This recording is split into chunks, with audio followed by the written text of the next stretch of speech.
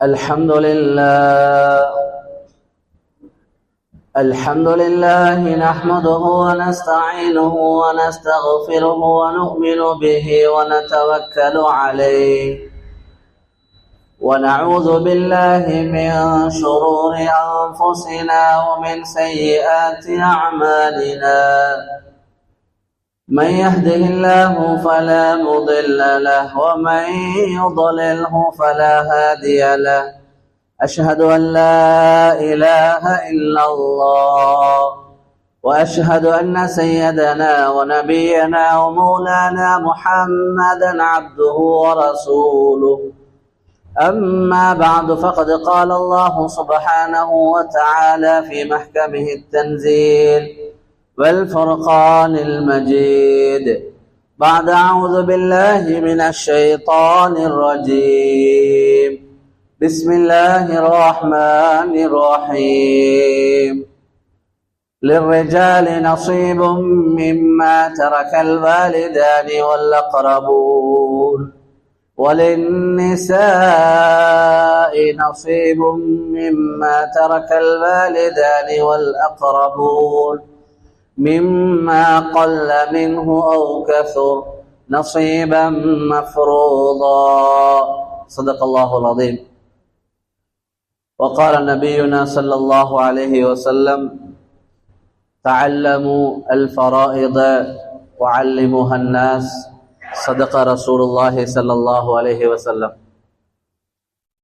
ஆரம்பமாக ஏகவல்ல நாயன் அல்லாஹுவை போற்றி புகழ்கிறேன். அல்ஹம்துலில்லாஹ் அல்ஹம்துலில்லாஹ்.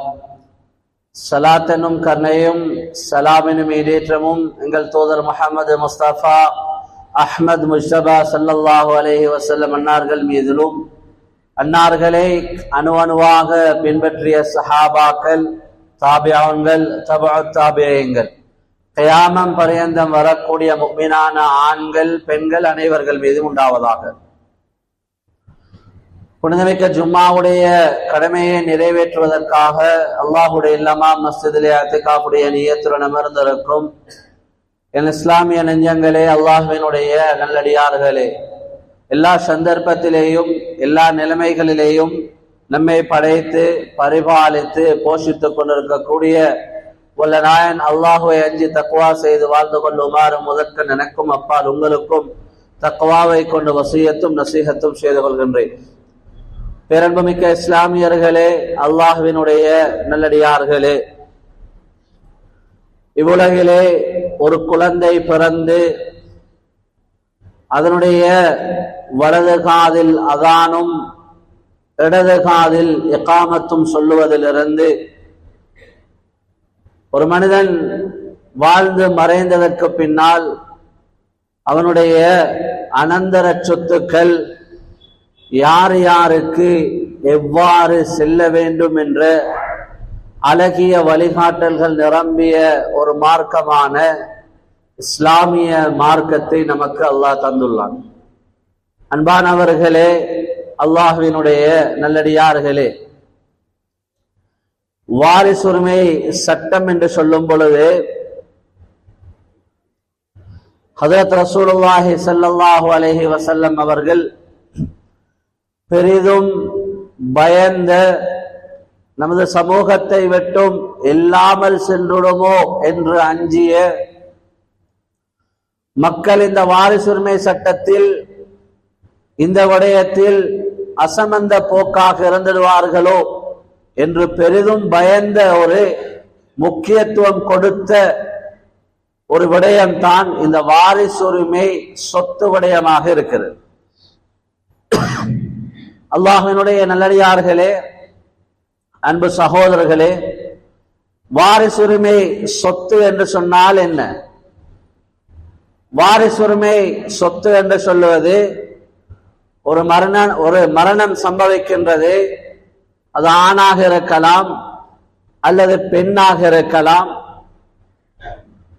பணக்காரனாக இருக்கலாம் அல்லது ஏழை சாதாரண மனிதனாக இருக்கலாம்.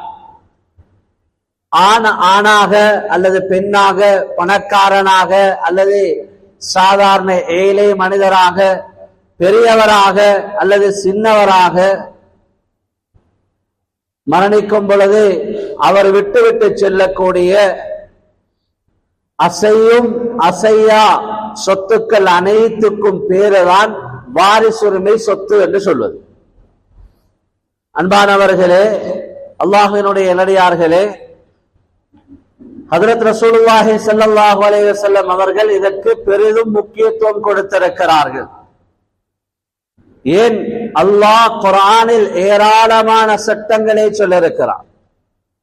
தொழுகையை பற்றி பேசியிருக்கிறான், தொழுகையினுடைய முக்கியத்துவத்தை பற்றி பேசியிருக்கிறான். ஆனால் தொழுகையின் 5 நேர தொழுகைகளை கூட குர்ஆனில் ஒரே இடத்தில் நமக்கு பார்க்க முடியாது.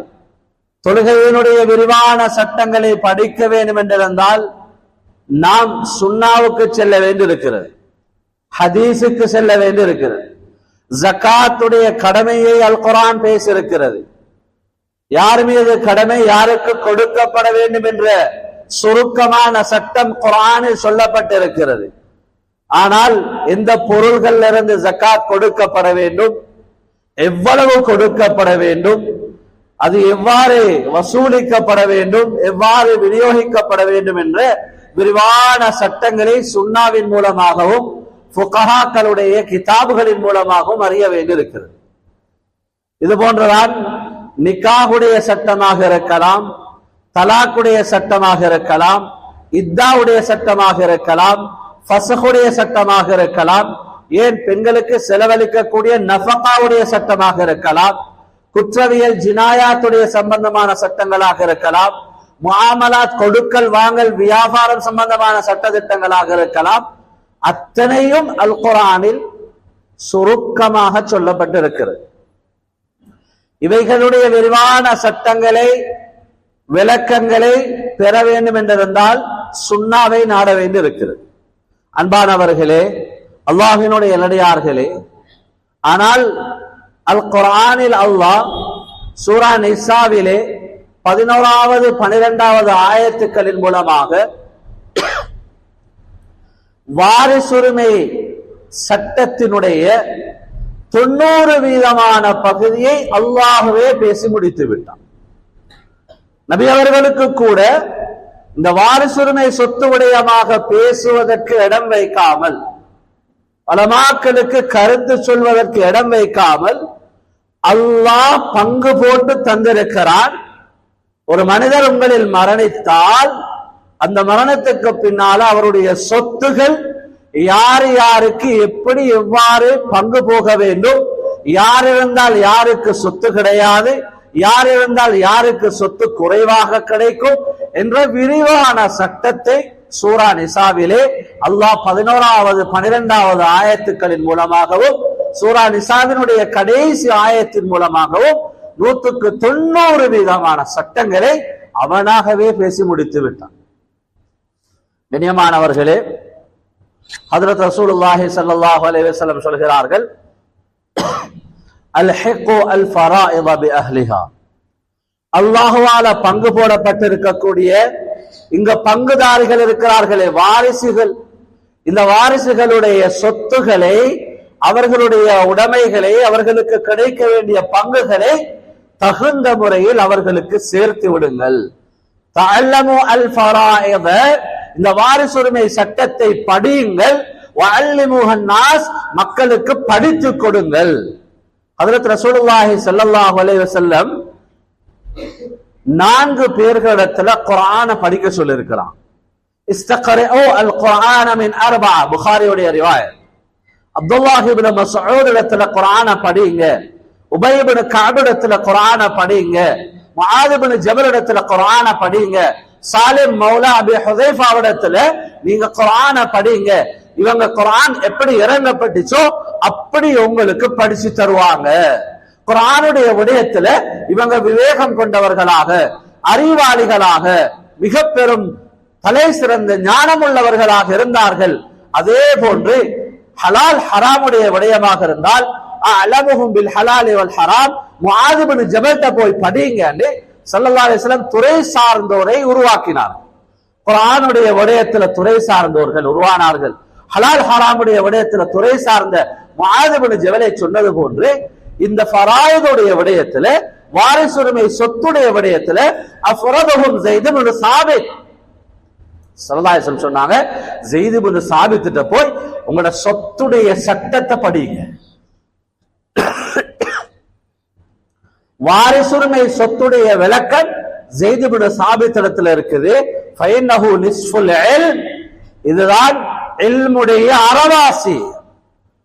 வஹுவ அவ்வலு மா யுன்ஸஉ மின் உம்மத்தி, என்ற உம்மத்திலிருந்தும் கலட்டப்படக்கூடிய முதல் விடயமாக நான் இந்த வாரிசுரிமை சொத்துடைய சட்டங்களை பார்க்கிறேன். வஹுவ யுன்ஸா, இது மறக்கடிக்கப்படும் என்பதாக நபி அவர்கள் சொன்னார்கள். அன்பானவர்களே, அல்லாஹ்வுடைய நல்லடியார்களே, இன்று இஸ்லாமியர்களாக வாழக்கூடிய நமக்கு வாரிசுரிமை சம்பந்தமான விளக்கம், அதனுடைய சட்ட திட்டங்கள் எங்களுக்கு அல்லாஹ் தந்திருக்கிறத போல நீதியாக, நியாயமாக, நேர்மையாக எந்த ஒரு மதத்திலையும் உங்களுக்கு கண்டுகொள்ள முடியாது. உலமாக்கள் சொல்லுகிறார்கள், அல்லாஹ் ஏன் அவனாகவே பங்குதாரிகளை சொல்லி இன்னின்ன ஆளுக்கு இந்த பங்கு, வாப்பா மௌத்தா போனா மனைவிக்கு என்ன பங்கு, ஆண் குழந்தைகளுக்கு என்ன பங்கு, பெண் குழந்தைகளுக்கு என்ன பங்கு, உம்மா வாப்பா ஹயாத்தோடு இருக்கிறாங்களா அவங்களுக்கு என்ன பங்குன்றது ஏன் அல்லாஹ் சுலுஸ், சுமுன், ருபா, சுதுஸ் என்று அவனாக சொல்ல வேண்டும்? உலமாக்கள் 3 அதாவது காரணிகளை சொல்லுகிறார்கள். ஒரு மனிதன் மரணிக்கும் பொழுது உலகத்துல வாழ்ற நேரங்களிலேயே சில மனிதர்கள் ஏமாற்றப்படுகிறார்கள். வாழும் பொழுது வியாபாரிகளாக, நண்பர்களாக அல்லது சகோதரர்களாக இருந்தவர்கள், ஒரு நண்பன் இன்னும் ஒரு நண்பனுக்கு உதவி செய்கிறான், வியாபாரத்திலே உதவி செய்கிறான்.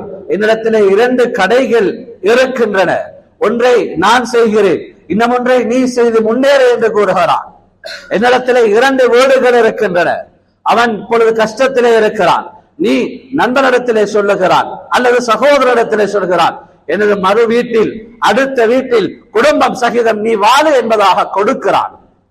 ஒரு 10 வருடம், ஒரு 15 வருடம், ஏன் ஒரு 20 வருடம் கழித்து அவன் நன்றாக அவனுடைய வியாபாரம் கொடிகட்டி பறக்கும் பொழுது அல்லது அவன் நன்றாக இருக்கும் நிலை ஏற்பட்ட பொழுது நண்பன் கேட்கிறான், எனது வீட்டை தரலாமா, எனது வீட்டை திருப்பி கொடுப்பாயா, எனது வியாபாரம் செய்த கடையை நீ எனக்கு திருப்பி தருவாயா என்று கேட்க அங்கே அங்கே போலி பத்திரங்கள் முன்வைக்கப்படுகிறது. அந்த கடை யாருடையது? அந்த கடை இத்தனை வருடமும் நான் வியாபாரம் செய்த கடை, அது எனக்குரியது. போலி பத்திரங்கள் தயார் செய்யப்பட்டு, பொய் டாக்குமெண்ட்ஸ் முன்வைக்கப்பட்டு அந்த வீடோ கடையோ அவனிடமிருந்தும் பறிமுதல் செய்யப்படுகிறது. அவனுக்கு துரோகம் இழைக்கப்படுகிறது, அநீதி இழைக்கப்படுகிறது. அன்பானவர்களே, அல்லாஹ்வுடைய நல்லடியார்களே, இந்த நிலை சில மனிதர்களுக்கு ஏற்படலாம். பலகீனத்தை பயன்படுத்தி அவர்கள் ஏமாற்றப்படலாம். பலகீன நிலை, பேசுவதற்கு யாரும் கிடையாது, கேட்பதற்கு யாரும் கிடையாது என்ற ஒரு தைரியத்தில் அவனை 4 பேர் ஏமாற்ற முற்படுவார்கள். ஹஜ்ரத் ரசூலுல்லாஹி ஸல்லல்லாஹு அலைஹி வஸல்லம் காலத்திலே இது போன்ற ஒரு சம்பவம் நிகழ்கிறது. சஅத் இப்னு ரபீஅ ரலியல்லாஹு தஆலா அன்ஹு அவர்கள் ஹஜ்ரத் ரசூலுல்லாஹி ஸல்லல்லாஹு அலைஹி வஸல்லம் அவர்களோட உஹதுடைய யுத்த களத்திலே கலந்து கொண்டு ஷஹீதாக்கப்படுகிறார்கள். சஅத் இப்னு ரபீஅ என்று சொல்லக்கூடியவர் ஒரு வசதி படைத்த மனிதர். இவர்களுடைய மனைவி 2 பெண் பிள்ளைகளையும் அழைத்துக் கொண்டு நபியவர்களிடத்திலே வந்து சொல்லுகிறார்கள், யா ரசூலல்லாஹ், ஹாதானி இப்னதா சஅத், இதோ சஅத் இப்னு ரபீஅவுடைய 2 பெண் பிள்ளைகள் என்னுடைய மகள்மார்கள். சஅத் இப்னு ரபீஅ என்னுடைய கணவன், இவர்களுடைய தந்தை உங்களோட உஹதுல யுத்த களத்தில் கலந்து கொண்டு குத்தில ஷஹீதா, ஷஹீதாக கொலை செய்யப்பட்டார்கள். தற்பொழுது சஅத் இப்னு ரபீஅக்கு இருந்த அத்தனை சொத்தையும் சஅத் இப்னு ரபீஅவுடைய சகோதரர்கள் பறிமுதல் செய்து கொண்டு விட்டார்கள். இந்த பிள்ளையுடைய சாட்சா எடுத்துக் கொண்டுட்டாரு. வலா துன்கஹானி இல்லா வலஹுமா மால், நபி அவர்களே, இவங்க 2 பேரும் பெண் பிள்ளைகளாக இருக்கிறாங்க, பணம் இருந்தா தான் திருமணம் முடிச்சு கொடுக்கலாம். என்ன செய்வது? ஸல்லல்லாஹு அலைஹி வஸல்லம் சொன்னாங்க, உங்களோட விஷயத்துல யக்தில்லாஹு ஃபீ ذلك, அல்லாஹ் தீர்ப்பு வழங்குவான், இப்ப நீங்க போங்க. நபி அவங்க திருப்பி அனுப்புறாங்க. அல்லாஹ் ஆயத்திறக்கிறான், வராசத்தினுடைய சட்ட திட்டங்களை அப்பொழுதுதான் அல்லாஹ் குர்ஆன்ல இறக்கிறான். யூசிகுமுல்லாஹு ஃபீ அவுலாதிக்கும் லிஸ்ஸகரி மிஸ்லு ஹல்லில் உன்ஸயைன். அல்லாஹ் முழு சட்டங்களையும் குர்ஆனிலே பேசுறான். அல்லாஹ் உங்களுக்கு வசியத்து செய்கிறான், அல்லாஹ் உங்களுக்கு கடமையாக்குகிறான். உங்களுக்கு ஆண் குழந்தைகள் இருந்தால், ஆண் குழந்தைகள் ஜோடி குழந்தைகள் இருக்கிறார்கள், 2 ஆண் குழந்தைகள், ஒரு பெண் குழந்தை, அல்லது ஒரு ஆண் குழந்தை 2 பெண் குழந்தைகள் இருக்கிறார்கள் என்று வைப்போம். சுமாராக மரணித்தவர் விட்டு சென்ற சொத்து 1 கோடி ரூபாய் பெறுமதியாக இருந்தால் 2 பெண் பிள்ளைகளுக்கு கிடைக்கக்கூடிய பங்கு ஒரு ஆண் குழந்தைக்கு கிடைக்க வேண்டும். 50 லட்சம் ஆண் குழந்தைக்கு என்று சொன்னால் அடுத்த 50 லட்சத்தில் 25 லட்சம் விகிதம் 2 பெண் பிள்ளைகளுக்கும் பிரித்து கொடுக்க வேண்டும். அல்லாஹ் குர்ஆனிலே சட்டமாக இறக்கிறான். மரணித்தவருக்கு பெண் குழந்தை மாத்திரம், ஒரு பெண் குழந்தை இருந்தால் முழு சொத்திலையும் அரைவாசி அந்த பெண் குழந்தைக்கு வழங்கப்பட வேண்டும். அல்லது 2 குழந்தைகள் இருக்கிறார்கள், அதை விட அதிகமாக இருந்தால் 3இல் 2 அந்த குழந்தைகளுக்கு வழங்கப்பட வேண்டும். மரணித்தவருக்கு குழந்தைகளும் இருக்க, தாய் அதாவது தாய் தகப்பன் இருந்தால் அவர்களுக்கு 6இல் 1 வழங்கப்பட வேண்டும். குழந்தைகள் இல்லாமல் தாய் தகப்பன் இருந்தால் 3இல் 1 அவர்களுக்கு வழங்கப்பட வேண்டும் என்று அல்லாஹ் துல்லியமாக பேசுகிறான். மரணித்த மனிதர், அவருக்கு மனைவி இருக்கிறார், மனைவிக்கு 8இல் 1 வழங்கப்பட வேண்டும்.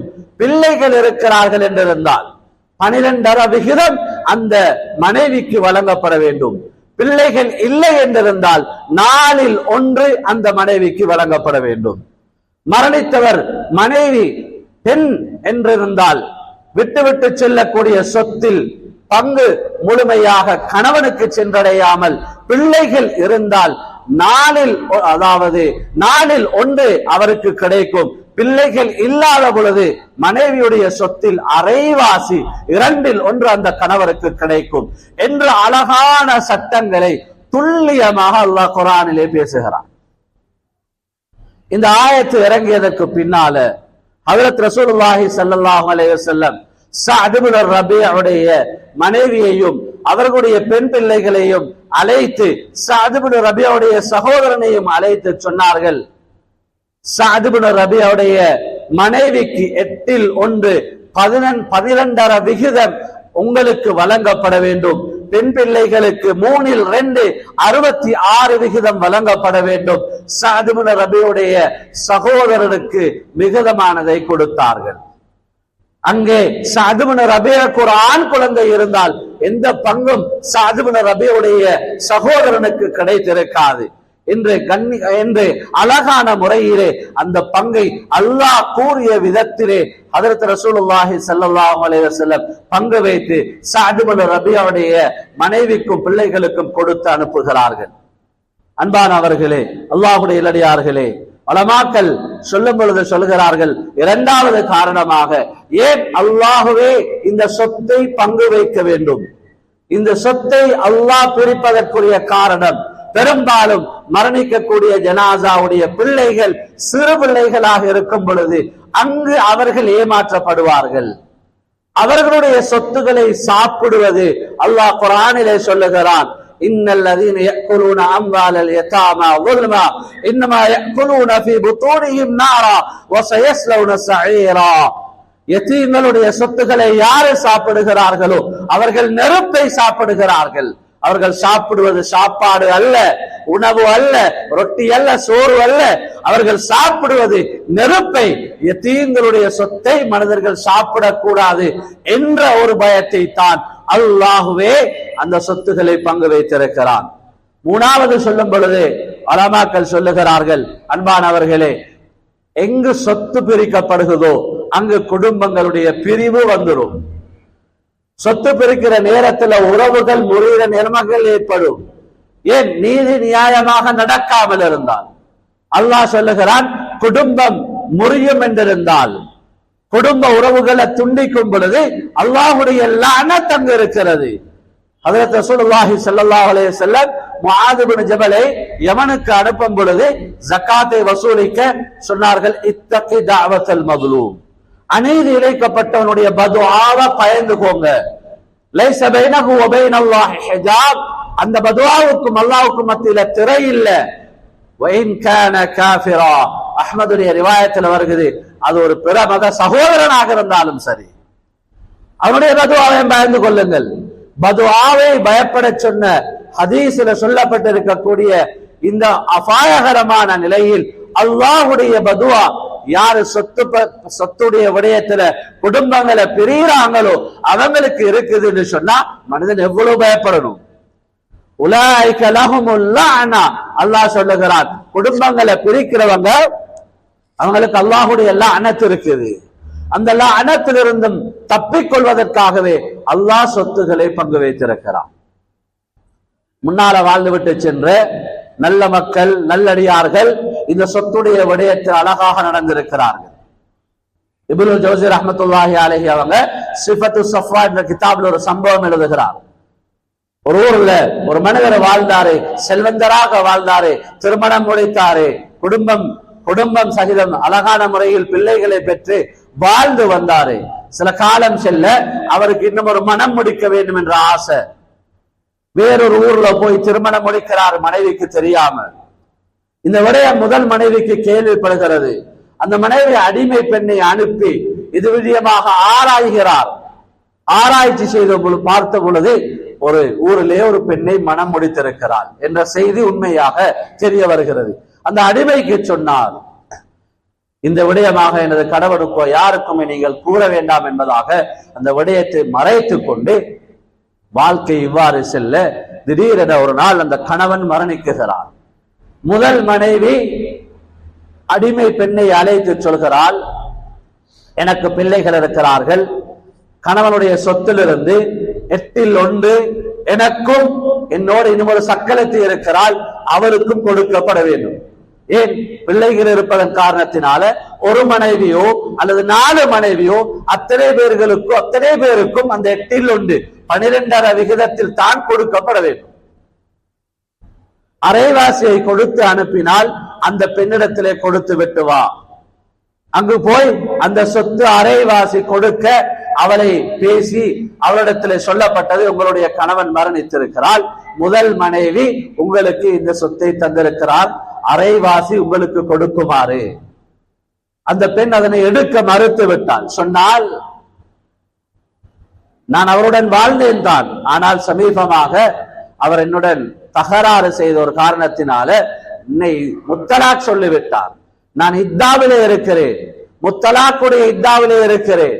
முத்தலாக் சொல்லப்பட்ட 3 தலாக் சொல்லப்பட்ட பெண்ணுக்கு கணவனுடைய சொத்திலிருந்து பங்கு கிடையாது. எனவே இந்த சொத்து அவளுக்கே உரித்தாகும் என்று திருப்பி அனுப்புகிறார். அன்பானவர்களே, எவ்வளவு அழகான முறை! முதல் பெண்ணுக்கு 2வது பெண்ணுடைய திருமண விடயம் தெரிந்ததாக காட்டிக்கொள்ள தேவையில்லை, முழு சொத்தையும் எடுத்திருக்கலாம். 2வது மனைவி தலாக் கொடுக்கப்பட்டு இத்தாவுடைய காலத்தில் இருக்கும் செய்தி யாருக்கும் தெரியாது, அதை அவளும் எடுத்துக் கொண்டிருக்கலாம். ஆனால் அவளும் திருப்பி அனுப்பிவிட்டாள். ஏன்? இந்த சொத்துடைய விடயத்தில் அல்லாஹ்வை பயந்தார்கள். வாரிசுரிமை சொத்துடைய விடயத்தில் அல்லாஹ்வை பயந்தார்கள். சமீபத்தில் கராச்சியில கிராண்ட் முஃப்தி ஷஃபி அசாப் பாகிஸ்தான்ல கராச்சியில் அடக்கம் செய்யப்பட்டிருக்கிறார்கள். 1976 வஃபாத்தானார்கள். இவங்களோட மகன் தான் முஃப்தி தகி உஸ்மானி ரஹ்மத்துல்லாஹி அலைஹி.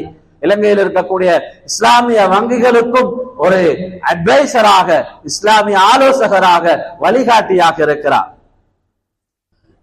பாப்பா மௌத்தான பொழுது ஜனாசாவுக்கு வந்தவர்கள்ல இந்தியாவை சேர்ந்த ஒரு மகான் டாக்டர் அப்துல் ஹை ஆரிஃபி ரஹ்மத்துல்லாஹி அலைஹி அவர்கள் ட்ரெயின் மூலமாக வந்திருந்தார்கள்.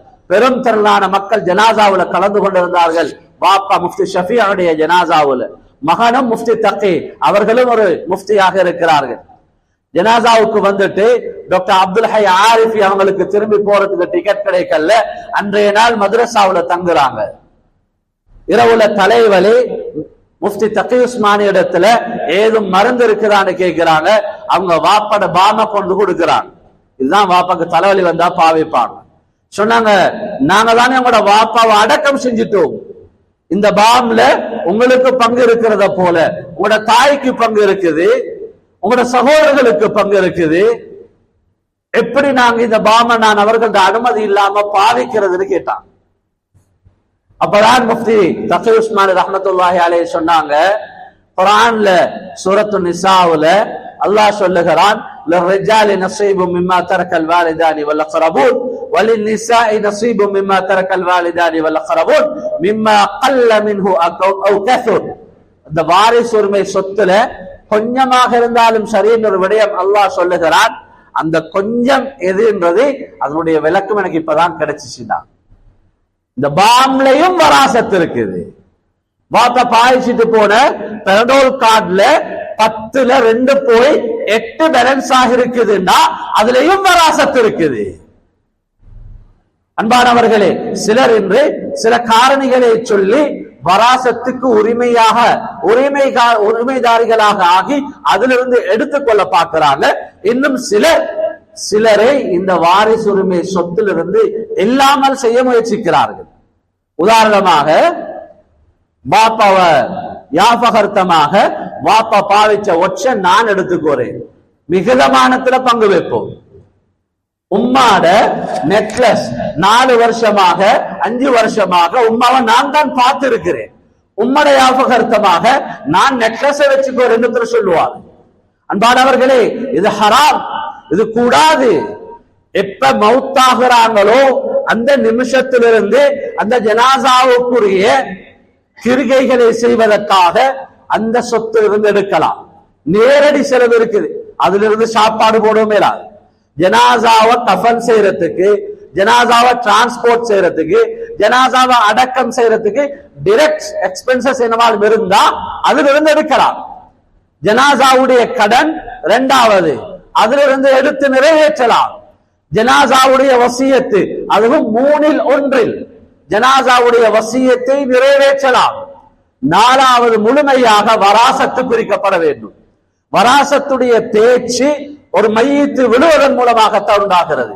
ஹயாத்தோடு இருக்கும் பொழுது பெற்றார்கள் அழகான முறையில் நீதியாக நேர்மையாக பிள்ளைகளுக்கு பங்கு வைக்கலாம். அநியாயம் செய்தால் அதனுடைய குற்றம் பெற்றார்களுக்கு இருக்கிறது. மரணத்துக்கு பின்னாலதான் வராசத் என்ற பேர் இருக்குது. அதற்கு முன்னால பெற்றார்கள் பிள்ளைகளுக்கு கொடுக்கக்கூடியது ஒரு கிஃப்ட், அது அன்பளிப்பு. சில குடும்பங்கள்ல வாப்பா மௌத்து, அந்த வியாபார மகன் கைகெடுக்கிறாரு.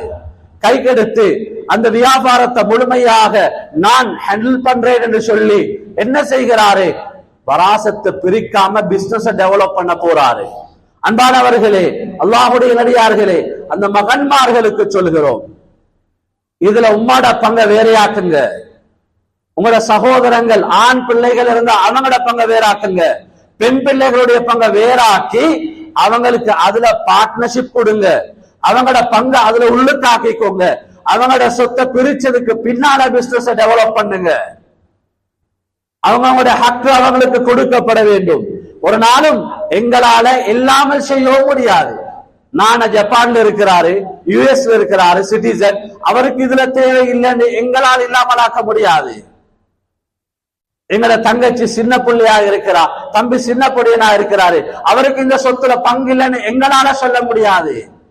எங்களோட சிஸ்டர் அல்லது பிரதர் உம்மா வாப்பாட திருப்தி இல்லாம திருமணம் முடிச்சிருக்கிறாரு, அதனால உம்மா வாப்பா அவங்கள வீட்டுக்கு எடுக்கல, இந்த சொத்துல அவங்களுக்கு பங்கு இல்லைன்னு எங்களால சொல்ல முடியாது. அன்பானவர்களே, அல்லாஹ்வுடைய நடிகார்களே, அல்லாஹ்வை பயந்து கொள்வோம். இந்த வாரிசு உரிமை சொத்து விடயத்திலே வீட்டில் இருக்கக்கூடிய முழு சொத்துக்கும், வாப்பா பாவிச்ச வாகனத்திலிருந்து, வாப்பா உடுத்த உடுப்பிலிருந்து, வாப்பா பாவிச்ச ஒற்றிலிருந்து உம்மா எல்லாருக்கும் அதுல பங்கு இருக்குது. கண்ணியமானவர்களே, அல்லாஹ்வுடைய நல்லடியார்களே, நேரம் கடந்து கொண்டிருக்கிறது. இறுதியாக ஒரு விடயத்தை சொல்லிக் கொண்டு முடித்துக் கொள்கிறேன். அன்பானவர்களே, சில விடயங்களுடைய தௌபா அல்லாஹ்விடத்துல கேட்பதன் மூலமாக, தௌபா செய்வதன் மூலமாக எங்களுக்கு பெற்றுக்கொள்ளலாம். சில பாவங்களுடைய தௌபா அதனை திருப்பி கொடுக்கிறதுனாலதான், திருப்பி கொடுக்கிறதுனால. புகாரில் ஒரு ரிவாயத் இருக்கு, சுருக்கமாக சொல்கிறேன். 3 பேர் பிரயாணம் செய்தார்கள். ஒரு குகையில அடப்பட்டாங்க. அந்த குகை கல்லு மூடப்பட்டுச்சு. அவங்க 3 பேரும் அவங்க செஞ்ச நல்ல அமலை வச்சு துவா செஞ்சாங்க. ஒருத்தர் சொன்னாரு, எனக்கு என் ஊழியர்கள் எத்தனையோ பேர் இருந்தாங்க, எதனாலும் வந்து சம்பளம் எடுத்துட்டு போவாங்க. ஒருத்தர் ஒரு நாள் சம்பளம் எடுக்க வரல. கொஞ்சம் காலத்துக்கு பின்னால வந்து சம்பளத்தை கேட்டாரு. நான் சொன்னேன், குல்லுமா தரா மினல் இப்லி வல் பக்ரி வல் கனம் லக், இந்த ஒட்டகங்கள், இந்த ஆடு மாடு மந்தை எல்லாம் உனக்கு தான், எடுத்துட்டு போனேன். அவர் சிரிச்சாரு. என்ன நக்கல் அடிக்கிறீங்களா, என்ன கிண்டி பண்றீங்களா? சொன்னாங்க, இல்ல இல்ல, உங்களோட அந்த ஒரு நாள் சம்பளத்தை எடுத்து என்ன வியாபாரத்தை நான் டெவலப் பண்ணிருக்கிறேன், என்ன பிசினஸ்ல போட்டு இருக்கிறேன், அதனுடைய வருமானத்துலதான் இதெல்லாம் பெருகி இருக்குது, இதெல்லாம் உனக்கு தான், எடுத்துட்டு போன்னு சொன்னேன். அவர் சந்தோஷமாக எடுத்துட்டு போனாரு. யா அல்லாஹ், இது ஓண்ட சந்தோஷத்துக்கு நான் செஞ்சிருந்தால் இந்த கல்லை அகற்று என்று துவா செஞ்சாங்க.